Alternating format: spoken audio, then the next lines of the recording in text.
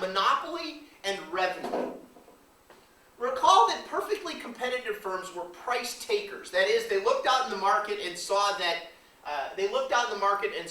they could sell as much or as little as they wanted to at some market price. So, for example, if corn is selling for $5 per bushel, I, as a small farmer, can add my 100 or 150 or 200 bushels to a market of 200 million bushels of corn in a particular day or week.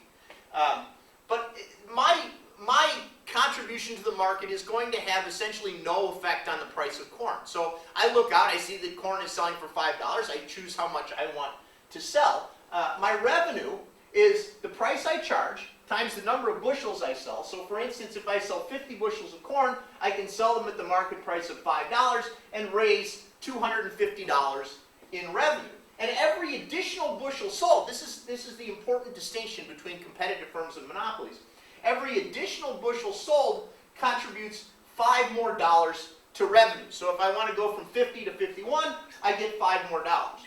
Now, monopolists have a different situation, and that results from the fact that they face a downward sloping demand curve. For a monopolist, if they wish to sell more output, they must lower their price. If you look at a spot on their demand curve, if 50 bushels and $5 is a spot on their demand curve, they're facing a demand curve that slopes down. So if they want to go to 51, they have to lower their price to $4.98 or $4.99 or something like that. But they'll have to lower their price to sell additional output. The monopolist is the sole seller in this market. And as the sole seller, they face this downward sloping demand curve, the market demand curve. And what this means, what we're going to talk about, some of the important implications, is that their marginal revenue, which is defined as the addition to total revenue from selling one more unit of output, is not equal to the price of the good that they sell. Right? We're going to look at an example for a particular monopolist that faces the demand curve given by the first two columns of our table. Right? If the monopolist wishes to sell one unit, they can find somebody who's willing to pay $10 for it. If they wish to sell 5 units, they have to lower the price to $6 in order to find 5 consumers who are willing to pay that. Okay? The monopolist's demand curve is given by the blue line.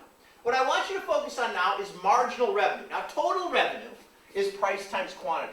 Marginal revenue says how much extra revenue do I get if I want to sell one more unit of the good. Right? So if I want to go from selling 1 to selling 2, I lower my price to $9. 2 times 9 is $18 in revenues. This is $8 more than what I had before. Right? This is $8 more than what I had before. I get an extra $9 because I pick up one more consumer at a price of $9. But I lose $1 because that first guy would have paid 10, but now since the price has been lowered to 9, he gets to pay only 9. Okay? So, a single price monopolist is one who chooses one price to maximize profits. And these monopolists face a trade-off between charging a higher price and selling a higher quantity. This is because their demand curves slope downward. When a monopolist lowers their price to sell more units, they sell more units, which is good. But they also lose something from those customers who would have paid more if they kept the prices high. Thus, a monopolist's marginal revenue is lower than the price that they charge. And this has important implications for the behavior of these firms relative to the behavior of perfect competitors.